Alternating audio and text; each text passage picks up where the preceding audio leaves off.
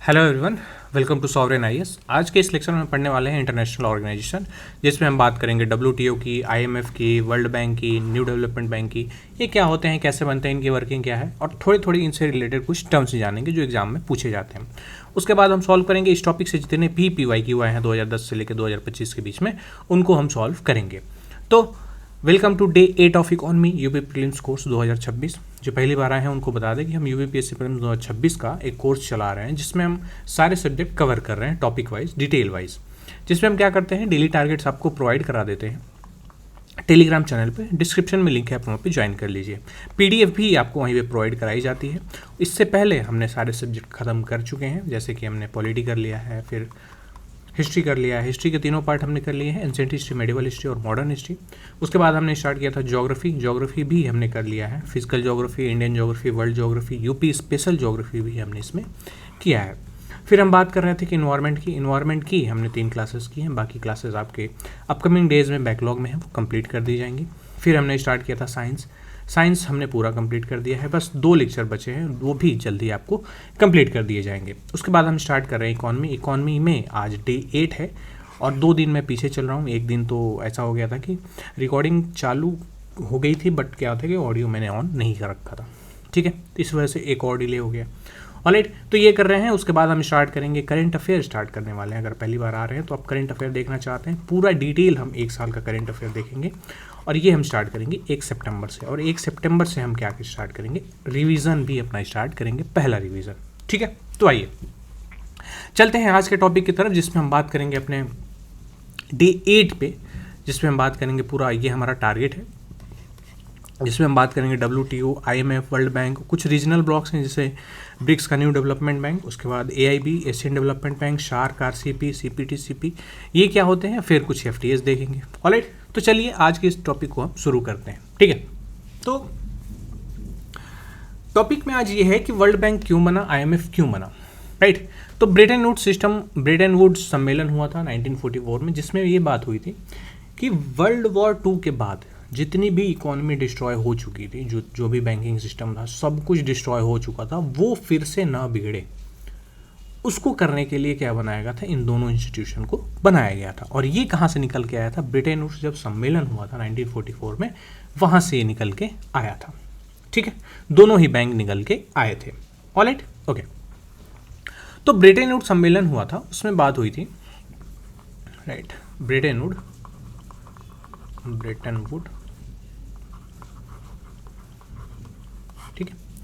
Britain Woods, जिसमें क्या क्या निकल के आया था, आईएमएफ निकल के आया था, इंटरनेशनल मॉनेटरी फंड, और वर्ल्ड बैंक निकल के आया था, ठीक है।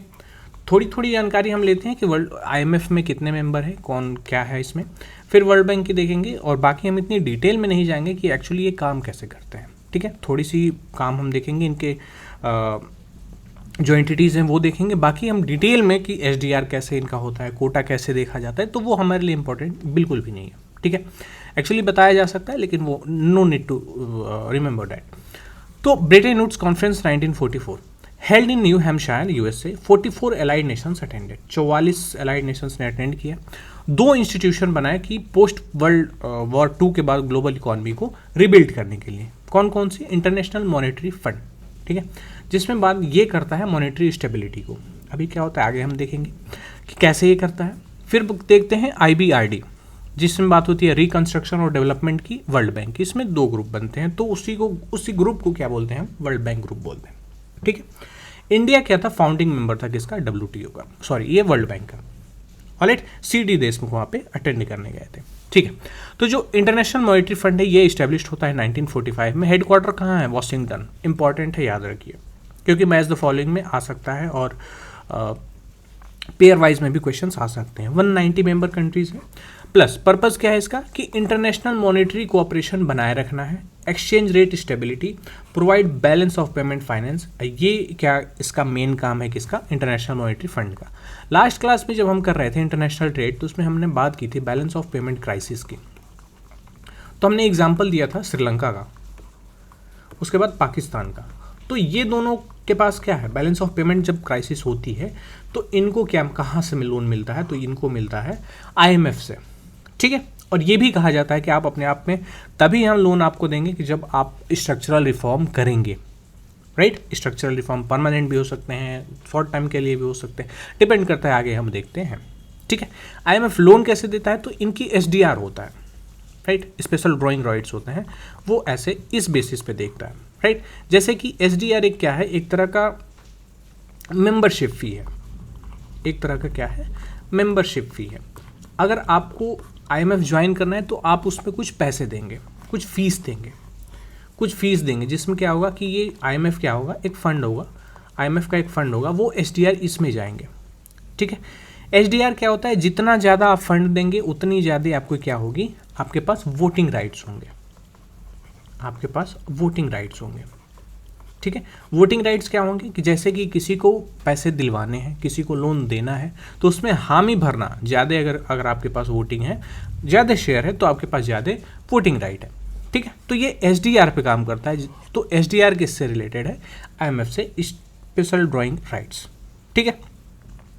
और आज के डेट में सबसे ज़्यादा एसडीआर किसके पास है, यूएसए के पास है। इंडिया के पास 2 पॉइंट कुछ है, तो इंडिया 8 नंबर पे आता है, ओके, ऑलराइट। वोटिंग बेस्ड क्या होती है, based on quota, financial contribution, USA के पास 17% है, एंड डी फैक्टो वीटो है। इसके पास अगर कोई भी डिसीजन करवाना है तो 85% वोट आपको ज़रूरी हो जाते हैं, राइट। अगर 85% वोट चाहिए, किसी भी डिसीजन को पार कराना है, किसी को भी लोन दिलवाना है, कुछ भी आईएमएफ में चेंजेस लाने हैं, कुछ भी करना है आईएमएफ में, तो आपको क्या होनी चाहिए, आपको 85% वोट चाहिए। तो उसके लिए क्या होना चाहिए कि आपको जो यूएसए है उसमें इसका क्या है, ऐसा बनाया गया है कि यूएसए को यहाँ पे एज मिलता है, ठीक है, ओके, ऑलराइट। तो बात हो गई 17% की। फिर इंडिया का कोटा 2.75% है। 2016 के रिफॉर्म के बाद India 8th largest share holder है। एमडी कौन है, ये हैं मैनेजिंग डायरेक्टर, करेंटली हैं क्रिस्टलिना जॉर्जिविया, बुल्गारिया की हैं, ट्रेडिशनली या यूरोपियन, एक यूरोपियन को हमेशा रखा जाता था, आई मीन ऐसे ट्रेडिशन बन गया है कि इसका जो एमडी होगा, हेड होगा, कौन होगा, यूरोपियन होगा। कौन कौन से पब्लिकेशन, कौन कौन सी रिपोर्ट ये पब्लिश करते हैं, तो ये करते हैं वर्ल्ड इकोनॉमिक आउटलुक और ग्लोबल फाइनेंशियल स्टेबिलिटी रिपोर्ट। अब देखिए, बहुत आसान है ये तय करना कि ये रिपोर्ट यहीं से आती है, क्यों, क्योंकि ये स्टेबिलिटी की बात कर रहे हैं, राइट, स्टेबिलिटी की बात करें, यानी कि बैलेंस ऑफ पेमेंट अगर क्राइसिस हुआ है तो स्टेबिलिटी कौन लेके आएगा, तो आईएमएफ लेके आएगा। इसका काम ही यही है, ये इसी हिसाब से बना ही था, ठीक है। वर्ल्ड इकोनॉमिक आउटलुक यानी कि हम अपने आप से बाहर थोड़ा देखना, राइट, जो अभी चेंजेस चल रहे हैं थोड़े से चेंजेस ले आना। तो इस चेंजेस कौन ले आता है, चेंजेस ले आने पे मजबूर कौन करता है, तो आईएमएफ करता है, ठीक है, ओके। स्पेशल ड्राइंग राइट्स क्या होते हैं, special drawing rights international serve asset created by IMF. ये देखिए, ये कोई मनी वगैरह नहीं है, ये क्या है, एक एसेट है जो कि बनाया जाता है आईएमएफ के द्वारा, और आप उसमें कंट्रीब्यूट करते हैं। आप उसमें क्या करते हैं, 75% अपनी करेंसी देते हैं और 25% क्या देते हैं, आप 5 करेंसीज देते हैं, जैसे पहले हो गया डॉलर, फिर येन, फिर यूरो, फिर रेनबीबी चाइना का, और इसमें 5 करेंसी होती है, उसमें आप क्या कर पाते हैं, आप दे पाते हैं। Not a currency but a claim freely usable currency, right, okay. HDR के बास्केट में 5 करेंसी हैं, जिसमें कि यूएस डॉलर है, यूरो है, चाइनाज का युआन है, जापानीज का येन है, और ब्रिटिश का पाउंड है 8%। इंडिया इसमें बास्केट में नहीं आता है, ठीक है। SDR calculated on daily calculate होता है। SDR is used as IMF unit of account, ठीक है।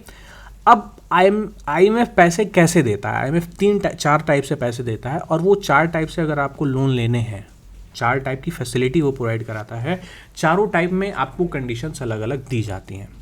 तो पहली जो कंडीशन है, पहली जो फैसिलिटी है वो कहलाती है स्टैंड बाई अरेंजमेंट, राइट, जिसमें क्या होता है कि शॉर्ट टर्म अगर बैलेंस पे ऑफ पेमेंट प्रॉब्लम हुई है तो आप इस फैसिलिटी से लोन ले सकते हैं, ठीक है। जिसमें क्या आपको इंश्योर करना होता है कि स्ट्रक्चरल रिफॉर्म्स रिक्वायर्ड, आपको स्ट्रक्चरल रिफॉर्म करने ही पड़ेंगे, तभी आपको इस फैसिलिटी से आपको लोन मिल पाएगा, ठीक है। दूसरा एक्सटेंडेड फंड फैसिलिटी, और ये PYQ है, और ये भी PYQ है। ये किसके PYQ हैं, तो ये हैं यूपीएससी के PYQ, प्रीलिम्स के, ठीक है। अभी बताते हैं। तो जो एक्सटेंडेड फंड फैसिलिटी है, इसमें क्या होता है कि मीडियम टर्म के स्ट्रक्चरल प्रॉब्लम्स होते हैं, कोई छोटे टर्म के नहीं है, मीडियम है, राइट। तो इसमें क्या होना था कि आपको बहुत ज़्यादा स्ट्रक्चरल रिफॉर्म अगर आप करेंगे तो उसी कंडीशन पे आपको इस फैसिलिटी से आपको लोन प्रोवाइड कराया जाएगा, ठीक है। Sorry, alright. फिर देखते हैं रैपिड फाइनेंसिंग इंस्ट्रूमेंट, जिसमें होती है कि इमरजेंसी नीड, कोई पैंडेमिक हो गया, कोई डिजास्टर हो गया, तो इसमें आपको रैपिडली लोन मिल जाएगा, राइट। इसमें क्या होता है, कंडीशनैलिटी लिमिटेड होती है, बहुत कम लिमिटेड होती है कि यार उसके घर में भूकंप आया है, सब कुछ हो रहा है, तुम कह रहे हो कि यार तुम स्ट्रक्चरल चेंज करो, वो कैसे करेगा, वो सुधरेगा तभी तो कर पाएगा, राइट। तो ये बात हुई, जैसे कि नेपाल में आया था 2012-13 में जो भूकंप आया था, उसकी बात हम कर रहे हैं, ठीक है। फिर poverty reduction and growth trust, ये इससे किसको लोन मिलता है, तो लो इनकम कंट्रीज को मिलता है, और ये मोस्टली 0% पे लोन मिलता है, ठीक है। तो ये 4 टाइप के फैसिलिटीज़ हैं जो प्रोवाइड कराता है, जिससे लोन प्रोवाइड होता है कहाँ से, आईएमएफ से। Stand by arrangement, extended fund facility, rapid financing instrument और पॉवर्टी रिडक्शन। और ये आ सकता है कि आप ये जो चारों हैं ये किससे रिलेटेड है, या फिर एक कोई किससे रिलेटेड है, एक यहाँ की फैसिलिटी दे देगा, एक वर्ल्ड बैंक की फैसिलिटी दे देगा, आपको क्या होना, मैच करना होगा, ठीक है। तो थोड़ा सा ध्यान रखिए कि stand by arrangement, extended fund, rapid financing, ये दोनों तो आपको याद होने चाहिए, क्यों, क्योंकि मैंने बता दी यूपीएससी के पीवाईक्यू है, ठीक है। आईएमएफ जो प्रोवाइड कराता है वो शॉर्ट टर्म बीओपी क्राइसिस को मेंटेन करता है, जिसमें मॉनेटरी स्टेबिलिटी ले आता है। बट वर्ल्ड बैंक कहाँ काम करता है, long term finance for development and projects पे ये काम करता है, जैसे पॉवर्टी रिडक्शन, एजुकेशन वगैरह पे काम करता है, ठीक है। वर्ल्ड बैंक क्या है कि एक सिंगल एंटिटी नहीं है, वर्ल्ड बैंक एक ग्रुप है, बहुत 4-5 इंस्टीट्यूशन का ये क्या है, ग्रुप है, जिसमें कौन आता है कि एक international bank for reconstruction and development, international development association, international finance cooperation और मल्टीलेटरल इन्वेस्टमेंट गारंटी एजेंसी, उसके बाद international centre for settlement of investment dispute. ये 5 ग्रुप को मिला के हम क्या बोलते हैं, इसको वर्ल्ड बैंक बोलते हैं, ठीक है। अब ये भी क्या करता है कि इनका भी पांचों का जो लोन है, लोन प्रोवाइड कराना, जो भी काम करना, वो पांचों का अलग अलग है, ठीक है। तो वही बात है कि अगर 4-5 किसके आगे, 4 आईएमएफ के आगे, जिसमें stand by arrangement, extended fund facility, rapid financing और पॉवर्टी रिडक्शन। अब वर्ल्ड बैंक में आते हैं, तो वर्ल्ड बैंक के जो बैंक है, इंस्टीट्यूशन है ये, राइट, इसमें है international bank for reconstruction and development, तो इसके नाम में ही है रिकंस्ट्रक्ट करना और डेवलप करना। तो ये क्या है, मार्केट रेट पे लोन मिलता है, किसके लिए, डेवलपमेंट के लिए। और इसमें लोन कौन लेता है, तो मिडिल इनकम कंट्री जैसे इंडिया और ब्राज़ील, ठीक है। अब इंटरनेशनल डेवलपमेंट एसोसिएशन, इसमें कौन लेता है, इंटरेस्ट फ्री, लो इंटरेस्ट या फिर सॉफ्ट लोन मिलते हैं, किससे, इंटरनेशनल डेवलपमेंट एसोसिएशन से। अगर इंटरेस्ट फ्री लोन मिल रहा है तो किससे मिलेगा, पुअरेस्ट कंट्रीज को मिलेगा, जिनकी पर कैपिटा इनकम 1315 से भी कम है। तो ये याद रखने की जरूरत नहीं है, बस ये याद रखना है कि इंटरनेशनल डेवलपमेंट एसोसिएशन को कौन लोन देता है, पुअरेस्ट कंट्री को लोन देता है, ठीक है। International finance cooperation, private sector investment in developing countries, private companies को ये क्या करता है, ये लोन प्रोवाइड कराता है, जिससे कि डेवलपिंग कंट्रीज में जाके ये लोग इन्वेस्टमेंट करते हैं, ठीक है। MIGA, multilateral investment guarantee agency, political risk insurance for foreign investor. अगर कोई इन्वेस्टर है उसको क्या मिलता है कि एक ये लोग इंश्योरेंस प्रोवाइड कराते हैं, जिसमें ये होता है कि आपको कोई प्रॉब्लम नहीं होगी वहाँ पे, ठीक है, आपको कोई प्रॉब्लम नहीं होगी, आप जाके इन्वेस्ट करिए। तो जो डेवलपिंग कंट्रीज़ में इन्वेस्टर्स हैं उनको यहाँ पे लोन मिलता है, और उनको इंश्योरेंस भी गारंटी मिलती है इनको कि आप ले जाइए लोन, आप बेधड़क ले जाइए, ठीक है। ICSID, international centre for settlement of investment dispute, जो भी डिस्प्यूट हुआ है, arbitration of investor and state dispute, जो भी डिस्प्यूट हुआ है, अगर कोई मान लीजिए कि पाकिस्तान में इन्वेस्टमेंट कर दिया तो वहाँ पे कुछ प्रॉब्लम हो गई, तो वो दोनों कहाँ पे जाएंगे, यहाँ पे जाएंगे अपने मैटर सुलझाने के लिए। गवर्नमेंट एंड फॉरेन इन्वेस्टर्स को यहाँ पे मिलता है, ठीक है। तो ये रहा वर्ल्ड बैंक का काम कि वर्ल्ड बैंक क्या करता है, ये 5 लोगों का ग्रुप मिला के वर्ल्ड बैंक कहलाता है। स्टार्टिंग में कितने बने थे, ये 2 ही बने थे, ठीक है। वर्ल्ड बैंक का इंडिया क्या है, इंडिया क्या है, फाउंडिंग मेंबर है, ऑलराइट। तो हेडक्वार्टर वॉशिंगटन डीसी में है, तो आईएमएफ का भी हेडक्वार्टर कहाँ है, वॉशिंगटन में है, वॉशिंगटन में है। और वर्ल्ड बैंक का भी हेडक्वार्टर कहाँ पे है, वॉशिंगटन में, ठीक है। प्रेसिडेंट कौन है, अजय बंगा है, इंडियन ओरिजिन के हैं, 2023 से है। ट्रेडिशनली क्या होता है कि एक अमेरिकन होने चाहिए, ठीक है। कौशिक बासु पहले first India appointed to chief economist of World Bank के पहले चीफ इकोनॉमिस्ट थे, आई मीन इंडिया के पहले थे जो कि चीफ इकोनॉमिस्ट अपॉइंट किए गए थे किसमें, वर्ल्ड बैंक में, ठीक है। और ये 2014 का क्वेश्चन है, तो ये उस टाइम का करंट अफेयर है। ग्रीन इंडेक्स किसके द्वारा डेवलप किया जाता है, वर्ल्ड बैंक के द्वारा डेवलप किया जाता है, ठीक है। India is the largest borrower from both IBRD and IDA। India graduated from IDA only to IDA IBRD blend. ये क्या करता है, इंडिया इन दोनों से थोड़ा थोड़ा लैंड क्या लेता है, लोन लेता है। ईज ऑफ डूइंग बिजनेस किसके द्वारा बनाया जा रहा था, किसके द्वारा रिपोर्ट ये लाई जा रही थी, तो ये वर्ल्ड बैंक के द्वारा लाई जा रही थी 2020 तक, लेकिन डिसकंटिन्यू कर दिया गया कि इसमें क्या है कि चाइना को थोड़ा सा बहुत ज़्यादा वो मिल रहा है, एज मिल रहा है, वैसे जानबूझ के दिलाया जा रहा है, तो इसलिए इसको हटा दिया गया। अब कौन सा रिपोर्ट ले आई जाती है, तो BREADY ले आई जाती है, ठीक है। ये रही बात। उसके बाद आते हैं WTO की। तो WTO जो है वर्ल्ड ट्रेड ऑर्गेनाइजेशन, ये स्टार्टिंग से ऐसा नहीं बना, पहले ये एक एग्रीमेंट था, राइट। पहले ये एक क्या था, general agreement on tariffs and trade. General agreement का ट्रेड और टैरिफ पे एक जनरल एग्रीमेंट बना था 1947 में। किसके किसके बीच था, एज गवर्नमेंट के बीच में था, कि गवर्नमेंट के बीच में हमें क्या कर लेते हैं, एक एग्रीमेंट कर लेते हैं। लेकिन क्या हुआ, फिर ज़रूरत हुई कि नहीं हमें एक ऑर्गेनाइजेशन बनना है, तो WTO बन गया, ऑलराइट। जिसमें क्या हुआ, 1 जनवरी 1995 को माराकेश एग्रीमेंट के तहत WTO का फॉर्मेशन हो जाता है। पहले क्या था, general agreement on tariff and trade का, कि पहले इसका नेचर था टेम्परेरी था, ट्रीटी थी और एग्रीमेंट था, बट अब ये क्या हो गया, परमानेंट इंटरनेशनल ऑर्गेनाइजेशन बन गया। GATT में सिर्फ और सिर्फ क्या करता, गुड्स कवर किए जाते थे, लेकिन अब WTO में गुड्स, सर्विसेज, इंटेलेक्चुअल प्रॉपर्टी जैसे कॉपीराइट वगैरह के इशू, ये भी अब क्या किए जाते हैं, देखे जाते हैं, ठीक है। डिस्प्यूट सेटलमेंट क्या होता है, पहले वीक था, ब्लॉकिंग पॉसिबल थी कि कोई भी किसी को ब्लॉक कर सकता था, लेकिन अब क्या है, स्ट्रॉन्ग डिस्प्यूट सेटलमेंट बॉडी भी बन गई है, जिसमें क्या होता है, रूल्स आपको बाइंडिंग हो जाते हैं, ठीक है। अब मेंबर कौन है, मेंबर इसमें लिमिटेड थे, बट इसमें क्या है 164 मेंबर्स हैं और इंडिया फाउंडिंग मेंबर है। तो याद रखने वाली बात हो गई कि WTO और वर्ल्ड बैंक में इंडिया बहुत अच्छा रोल प्ले किया है, किसमें, फाउंडिंग मेंबर के तौर पे, ठीक है। WTO का वर्ल्ड बैंक का हेडक्वार्टर वॉशिंगटन DC, IMF का हेडक्वार्टर वॉशिंगटन DC, और WTO का हेडक्वार्टर कहाँ पे, स्विट्जरलैंड में, जेनेवा,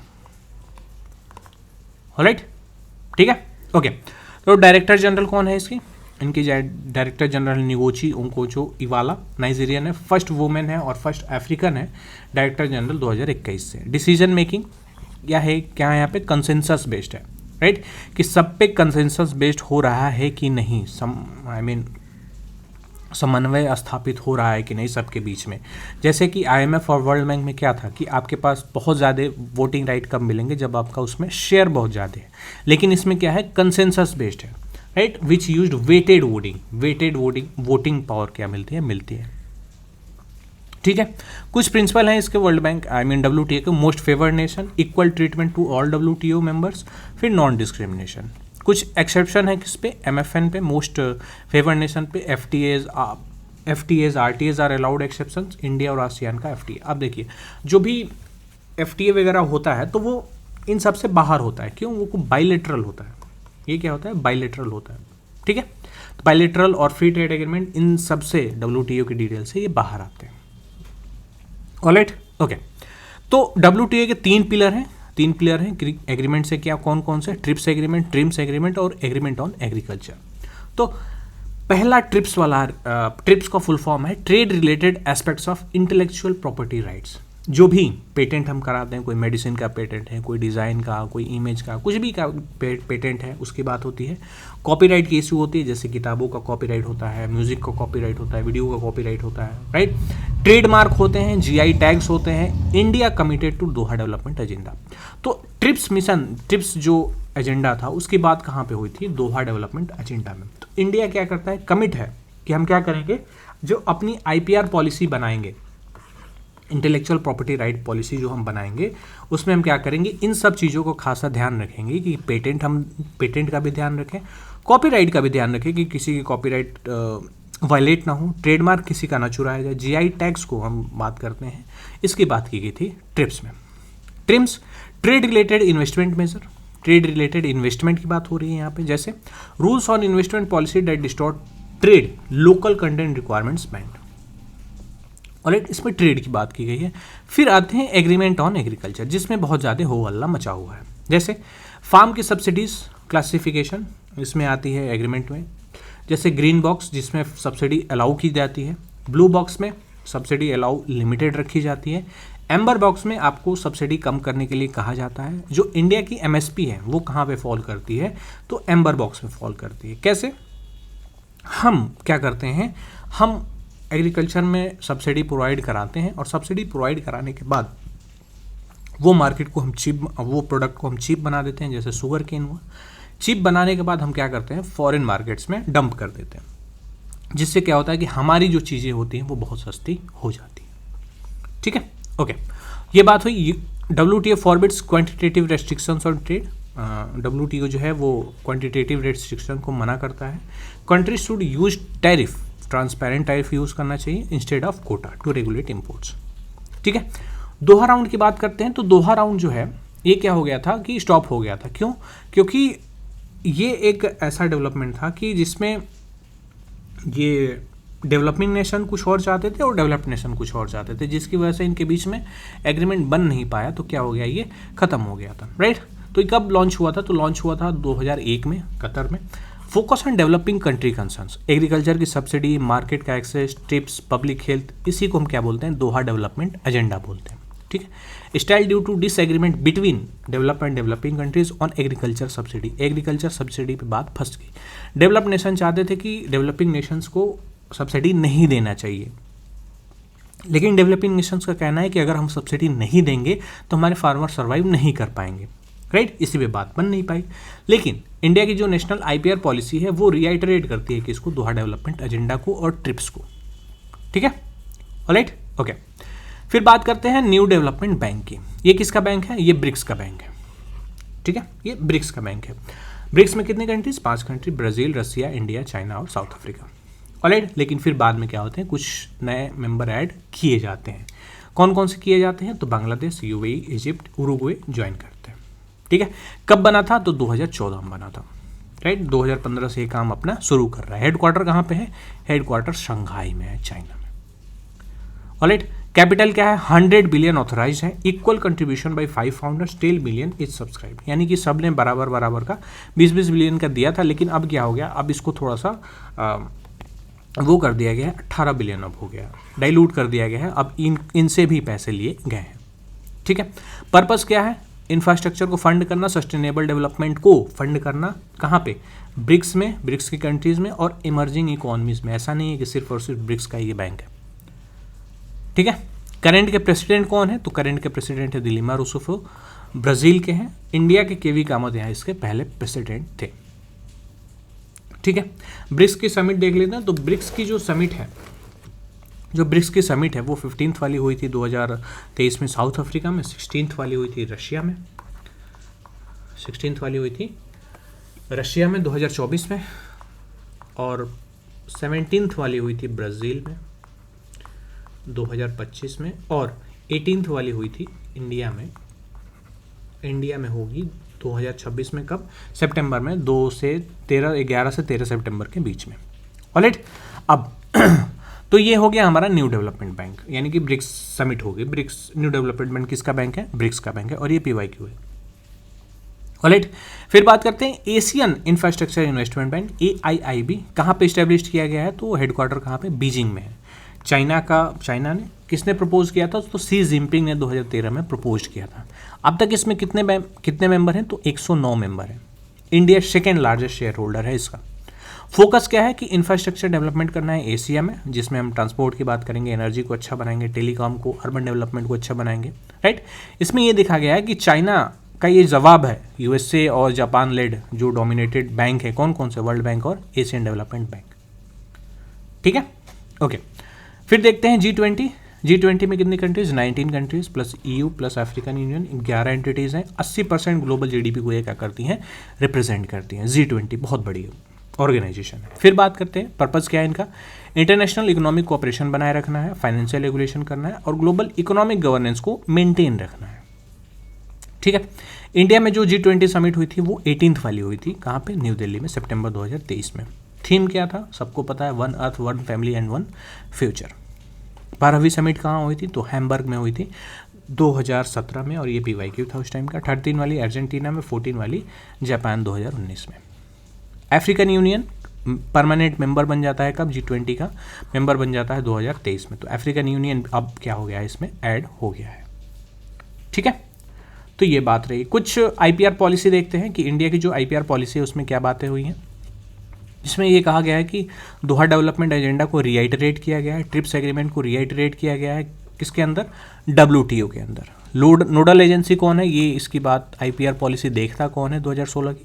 तो ये देखता है department for promotion of industry and internal trade, किसके अंदर? मिनिस्ट्री ऑफ कॉमर्स के अंदर। ये क्या है? नोडल एजेंसी है। ठीक है, पहले इसका क्या नाम था? Department of industrial policy and promotion, जिसका नाम चेंज करके क्या कर दिया गया? Department for promotion of industry and internal trade. Objective क्या है? कि सिमुलेट क्रिएटिविटी जो है उसको बनाए रखना है, राइट। IP अवेयरनेस को बढ़ावा देना है, यानी कि कोई इंटेलेक्चुअल प्रॉपर्टी जो राइट है किसी के, उसको अवहेलना नहीं करना है, राइट। फिर बात करते हैं इन्फोर्समेंट को स्ट्रेंथन करना और IP एडमिनिस्ट्रेशन को मॉडर्नाइज करना। ठीक है, तो ये है पॉलिसी, IPR पॉलिसी।